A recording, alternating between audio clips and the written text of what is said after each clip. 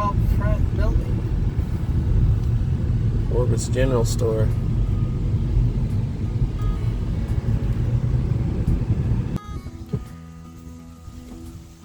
Here we are, the Alvin York house.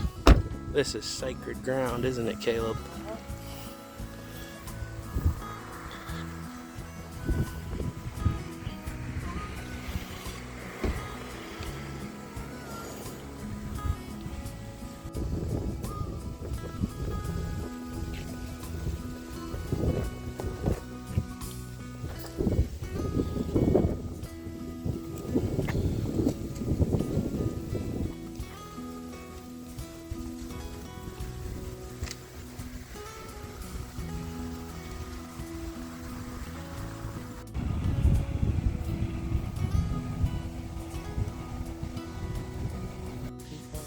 It's just a pretty unreal feeling to be walking up this sidewalk right now.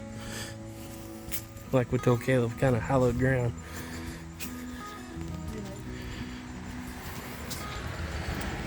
Okay.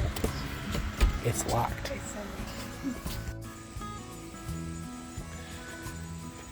I bet you inside there's curtains on the windows and carpets on the floor. Ain't gonna take too long either. After the windows, we might have to come back. And a pump, Alvin. An indoor one.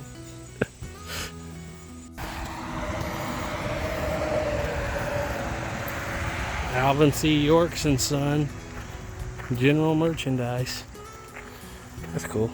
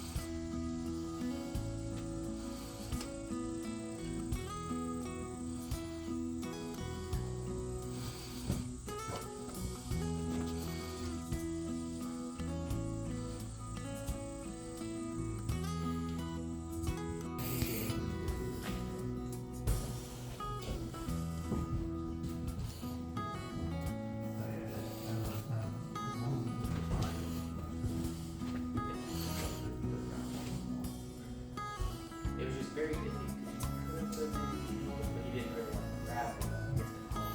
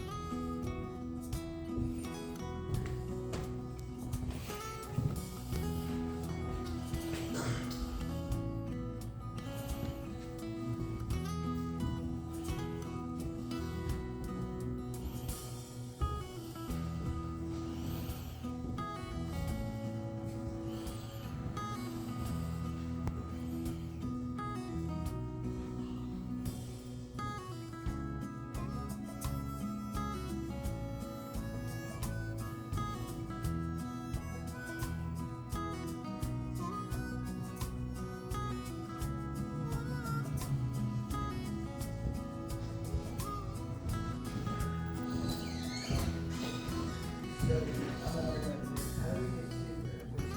Gristmill, so what you'll do is you actually go out of the parking lot and head to the left.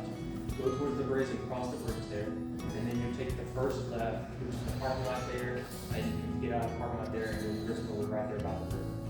So you can see that. Is there anything that way?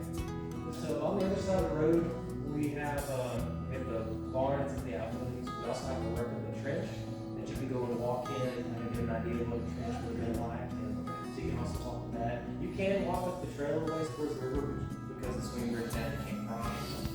But yeah, that sounds a little weird. So,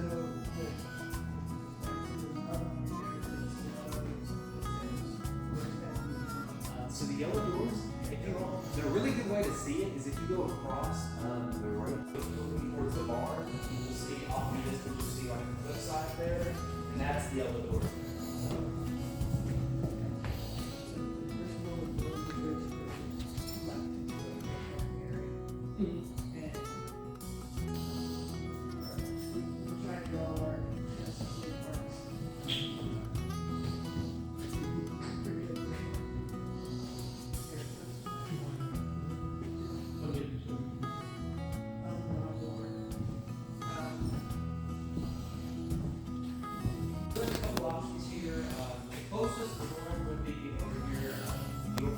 The Coke and Sprite game. A game of Coke and Sprite. Oh yeah.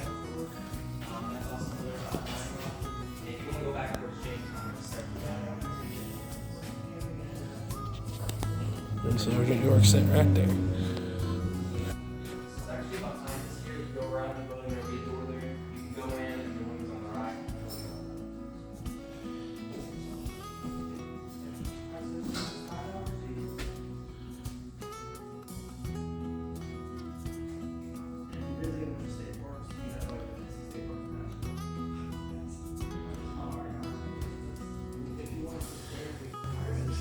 Here you go, Mom. Sift the flour.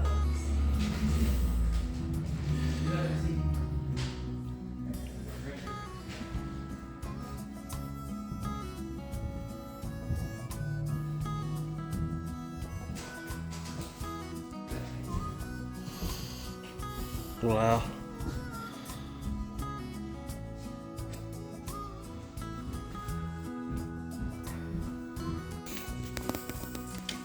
Wow.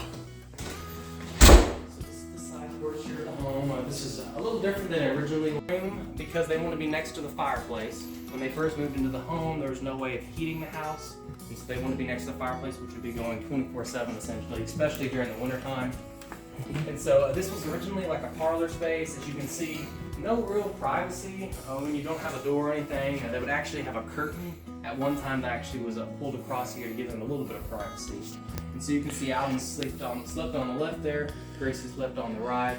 And the bed that you see there, that is a Circo electric bed. It was built by the Stryker Company. It was donated to Alvin by the American Legion Club here in Tennessee. And he received that around 1960.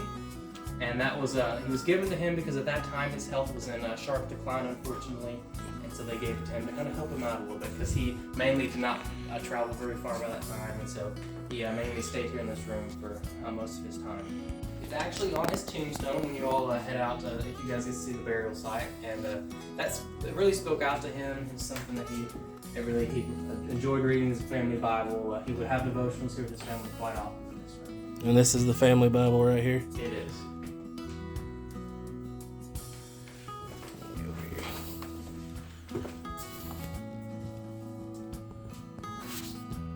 The door there is Daniel in the Lion's Den, but I'm not sure what this door is. Daniel in the Lion's Den. It's over here. You can actually see that. Oh, okay. I might have missed that. Can I swing this? You can move that door. You can look at that there. So. I bet he felt like he was in the Lion's Den once or twice in his life. Yeah, being in those trenches, it has been very much like he was being it. He would record several records here in this room. He would have recorded his family. They played a few musical instruments. They would have been singing when they were having devotionals. And so he would have this record cutter. And unfortunately, we don't have any of the records that they actually did cut on that record cutter, but we hope to find those in the future. And maybe get to listen to them and see what they would sound like. That would be awesome. Number one, on the left, you have the French Croix de Guerre, which means Cross of War. And you have that on the left. And on the right, you have the Congressional Medal of Honor. He was one of 7 Tennesseans to receive the Congressional Medal of Honor, but he was the only Tennessean that we're aware of that received the French Croix de Guerre. Yes. Alvin, he did a lot of work in here, trying to balance the new York Institute that he opened here in Jamestown in the 1920s. He's also trying to keep the day-to-day operations of his farm going. He would also start the York Bible School, which he started thanks to the movie. He actually got paid royalties for the movie, and so he would actually build that just not too far away from where he was born. And so he had a lot of different things he was doing. So you're on the right track. It is a gun.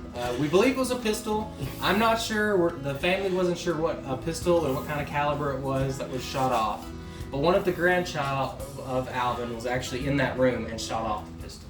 They were curious. They didn't know what it was. They were just kind of looking around and messing with it, and was able to shoot it off, unfortunately. So it shot through the door.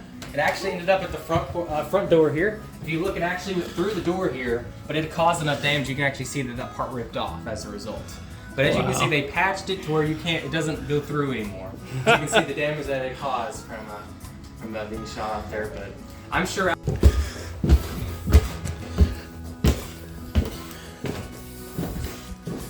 There's the bathroom. Man, that looks familiar to Mom and Dad's woodworking.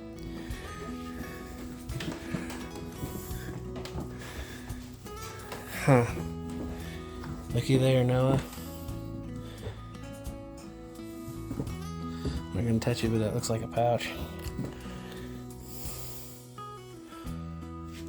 Do we know anything about this leather pouch here? I would assume it's not a purse, it's more of a wallet or a... Yeah, it was a purse used by one of the children, probably, perhaps, would have used that.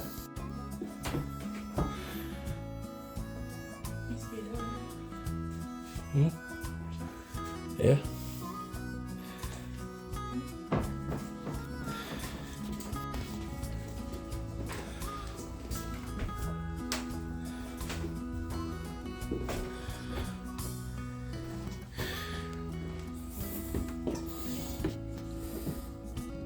Look at that spin.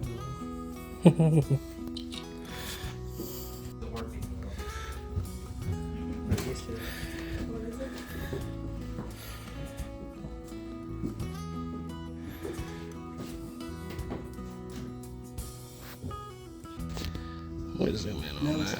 We got a Stevens. And a side by side that's missing a hammer. Seems to be a common thing with that, right, Caleb? And it looks like an Arasaka. Yeah, a sporterized Arasaka. So Sergeant York's Alvin York's son brought that Arasaka back from the Pacific World War II. Yeah, that's cool. Look, guys, it's sporterized. It's really nicely sporterized, though.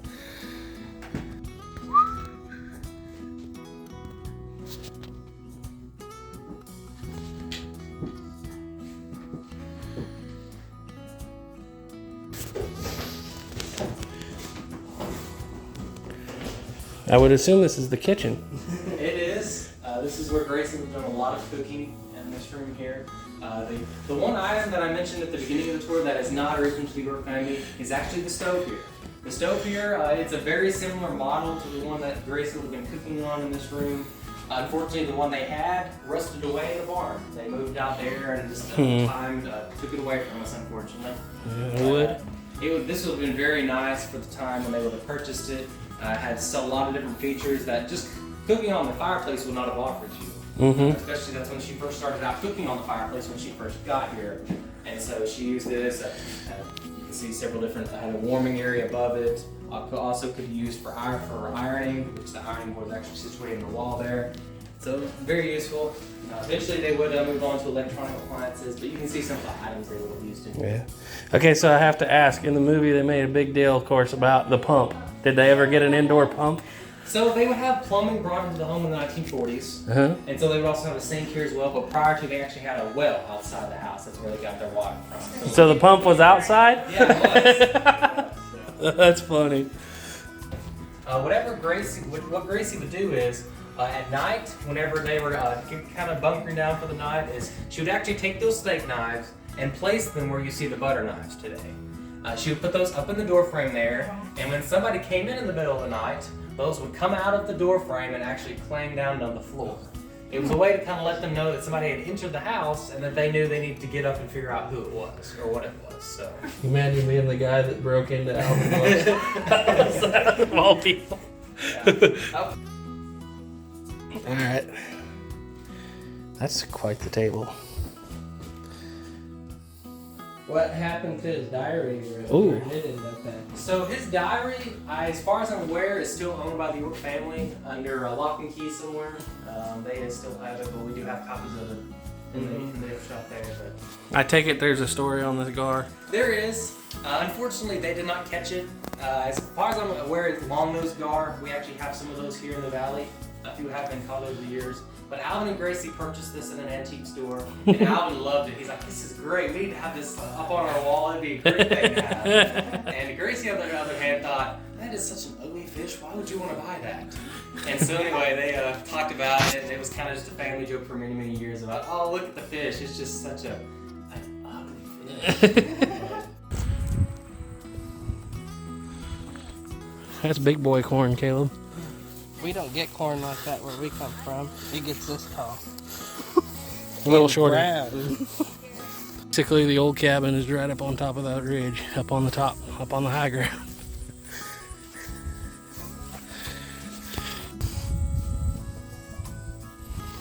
Boy, if you lived up there on the top of that mountain, this little area down here would look pretty good. Let's walk over here and look at this trench.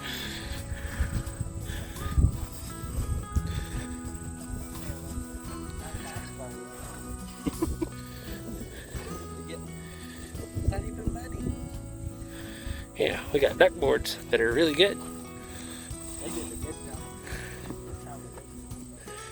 The trench is not closed today.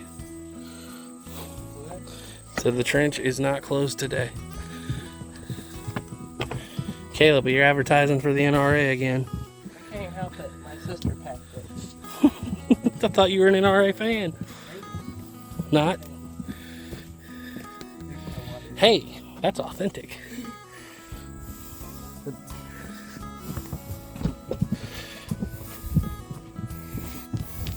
How fast are you? That was a flock of turkeys once.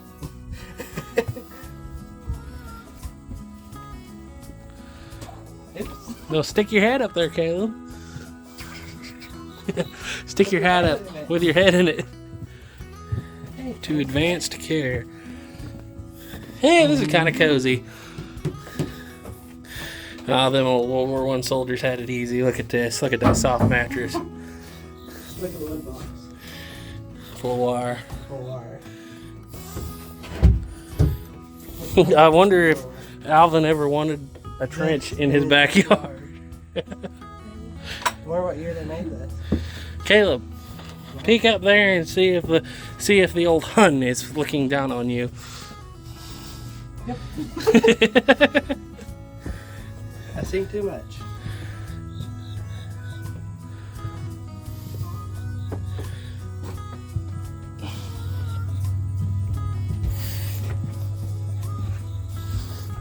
Wow, this is quite the trench. Yeah, I didn't expect it to be this big. Look at these boards. Look how they're bowed. Yeah, it's because the ground's pushing back against it.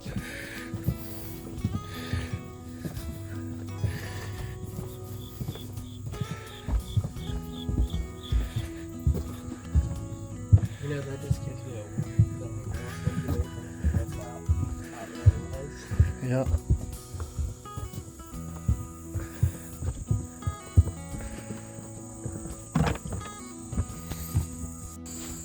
There's the house and the barn over there. Look at that big old hill.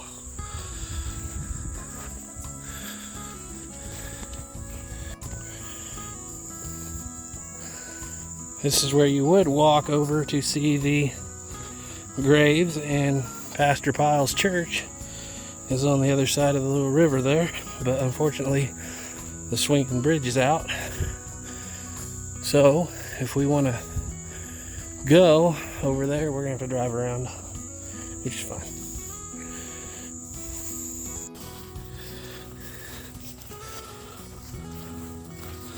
Yeah, somebody had to clear it at some point, but I don't think he did.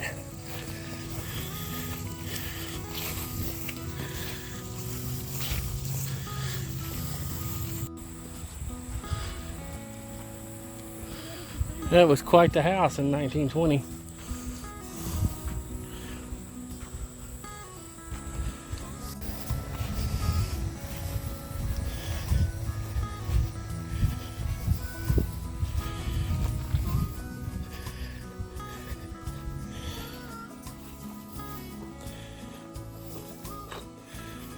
Made in the US of A.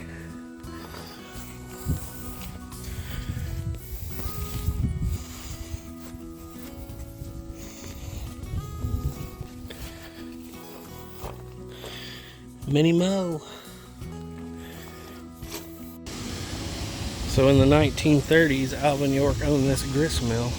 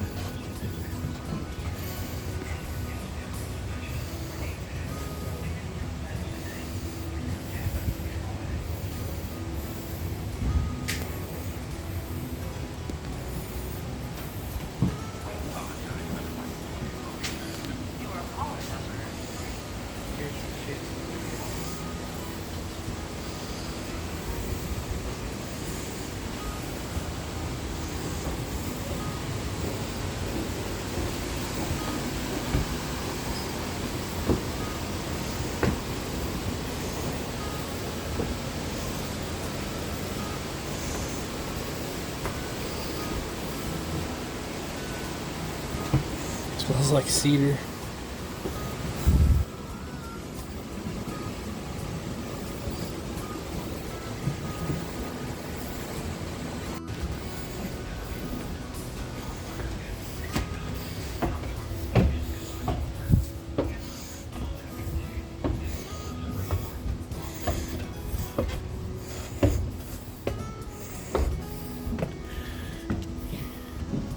Remind you of anything? I said in there at your address.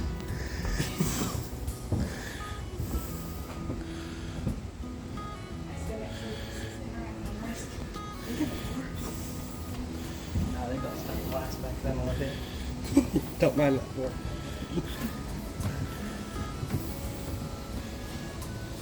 This is awesome. Most places like this, they would even let you come see it. Just show you a picture from the outside. Any thoughts? Scary up here. Somebody's parking in this into the road.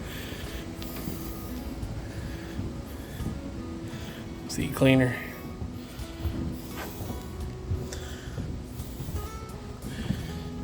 That's where they throw the stuff that goes down the hole. Mm-hmm. Pretty much like a modern elevator.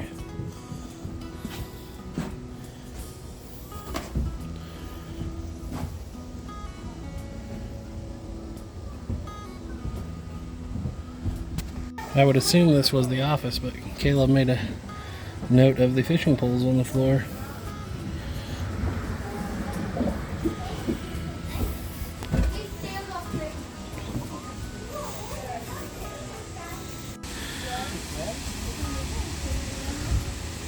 Pulling up to the what we think is the Sergeant York Bible School here. Is that what the sign said?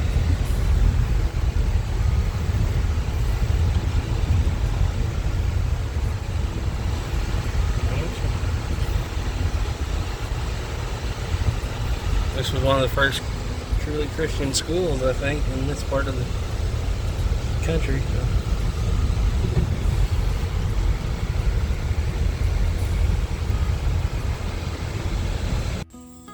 Here we go with the York Institute.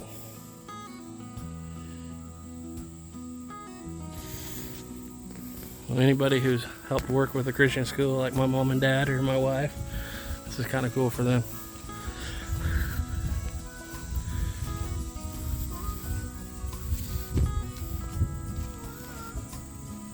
Wow.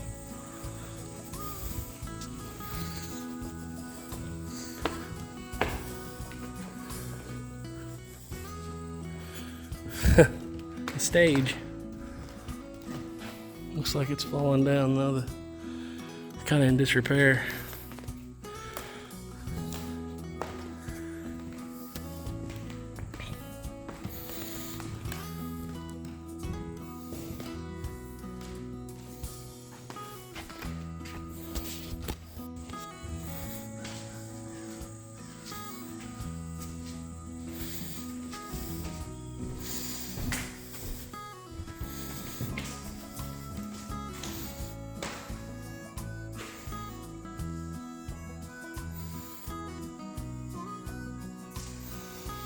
This place probably won't last much longer. And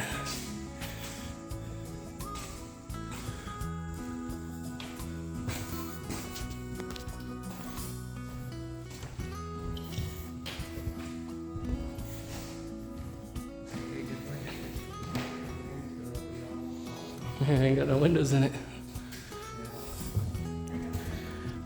Look at that.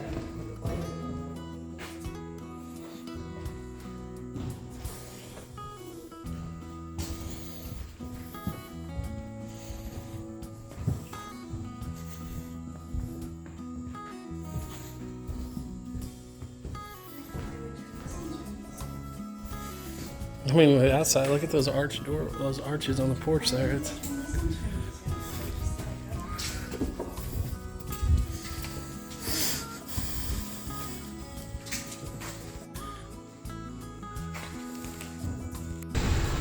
You can see right there is a cave. Pull forward, Caleb. We can't see it on the camera. Yep, right there.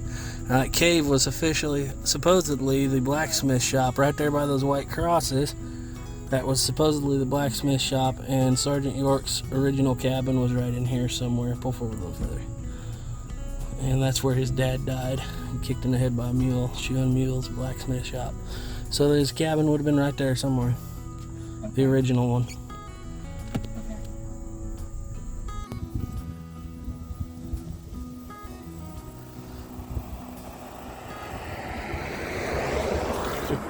This is the church. I'm wondering where the tree is with the initials shot into it. That one? That one?